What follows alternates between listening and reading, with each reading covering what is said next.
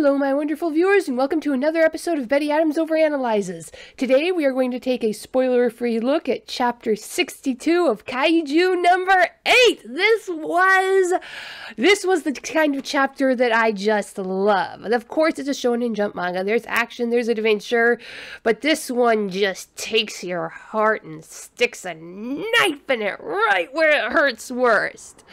So we will get into that. There will be no spoilers, but still, I'm going to give you a chance to click away if you like. Check out the links below the video to get a copy of my book, Humans Are Weird, I Have the Data, and Humans Are Weird, We Took a Vote. Of course, if you're looking for some emotional trauma, you could also check out Dying Embers, Dragons, Aliens, and Things That Go Boom in the Night. Okay, chapter 62. This is let's call it a chapter not with any plot twists exactly. Because we were so uncertain what was happening in the last chapter, the results that we see in this chapter, while satisfying, were neither expected nor unexpected. So I can't call them a plot twist, but it is, while both fairly standard and something I didn't expect at the same time. So the chapters leading up to this chapter have been mainly adrenaline chapters. What do I mean by that? Well, ever since we got over the emotional trauma of General Director Shinamaya's funeral and Kikoru's reaction, these chapters have been all about the classic shonen training arc. You have our main characters, they have a drive, there's excitement, we're learning more about the world, but there's really no super intense emotions. You go in, your heart starts pounding a little bit, you have a fun story, and you go, But this is one of those, when animated, classically it would have had a lot of bang, biff, bow chapters. Now, there's a lot of action in this chapter, but even though the action is right there on screen, it's secondary. It's happening in the mid-ground. The main point of this chapter is A, learning how the Defense Force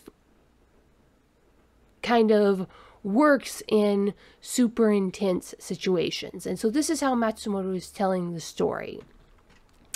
Matsumoto is choosing to show the intense physical and emotional toll that being in this military organization takes on these young men.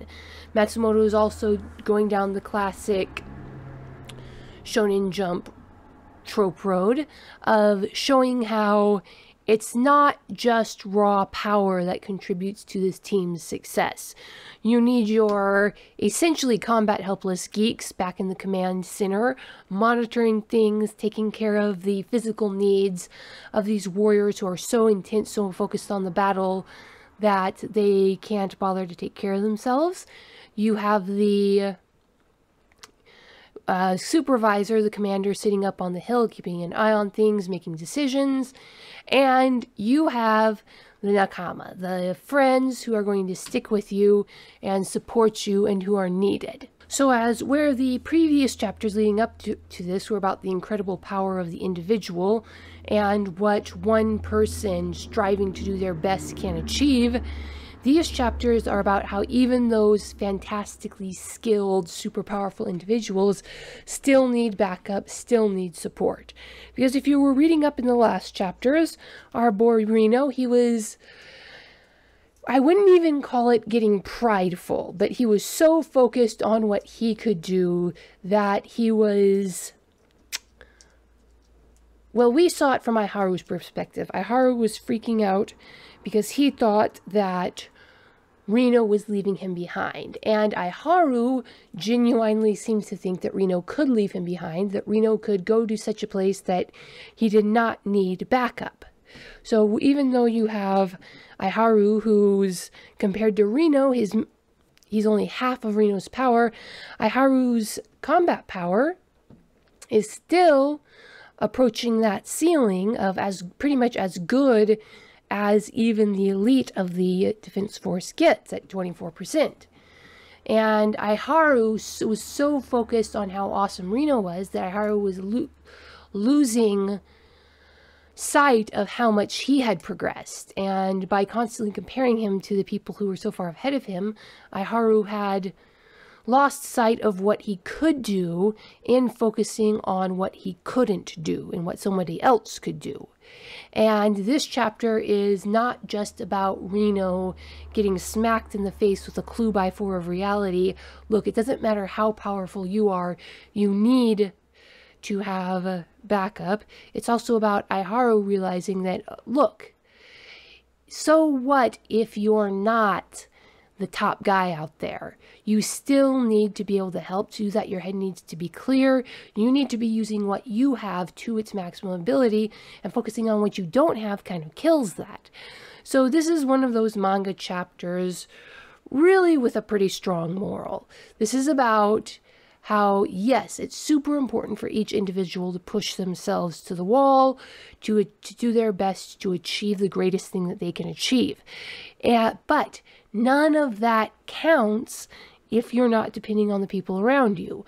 My favorite metaphor for this is actually fighter jets. You put an F-15 and F-22 up in the air, and you've got one incredibly skilled human being in the cockpit of that thing. Just to fly those machines, you need to be at peak human physicality. They put you in a suit, and the G-force suit that you have to wear to fly a fighter jet is a lot like these Defense Force combat suits. It takes the human capacity and it increases it. It squeezes the legs to keep you from blacking out from the rolls. It puts you in touch with your machine. And you have to be a peak human who has driven themselves to the wall just to be able to fly that thing. The testing, the intellectual testing for those top-ranked fighter pilot positions is incredible, but that fighter plane cannot get in the air without 400 ground personnel taking care of it. That's 400 mechanics, 400 guys sweeping the hangar floor to make sure that there's nothing that will fly up and get stuck in the engines. That's 400 people making sure it's fueled, making sure every nut and bolt is tight, making sure there's the proper amount of tension in every single cable in that plane, making sure that the solar protective paint has been applied properly and there are no chips that could lead to damage in it. And in the same way, you have these super powerful captains in the Defense Force, these super powerful numbered weapons users, and without their support, there's stuff they could do, but not much. And I think that the upcoming chapters are going to be about Reno really internalizing that he has to be more of a team player, that he can't just take the entire weight of the world on his shoulders. It is going to literally and figuratively crush him, and ultimately he needs to not leave Iharu behind. It's coming from Iharu. It did sound kind of like a whiny, whinging cry from somebody who is immature and jealous, but it actually is really important.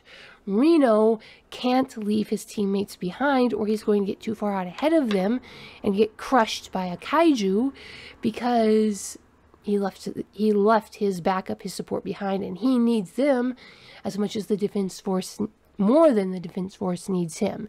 So I think that's going to be the lesson coming out of this chapter. And Matsumoto took this very bland, normie shonen lesson and wrapped it up in tragic, heart-rending grief and exciting, heart-pounding action and just fantastic, anatomically correct, scientifically accurate art that just makes me go, mwah! Here's to you, Matsumoto. I don't think there was any spoilers in this chapter. If there was, I'm sorry. But hey, go check out the links below the video. Subscribe to the channel if you're not already subscribed. If you have already subscribed, check to make sure you're still subscribed, because YouTube does unsubscribe people if you haven't accessed the channel directly in a while or something.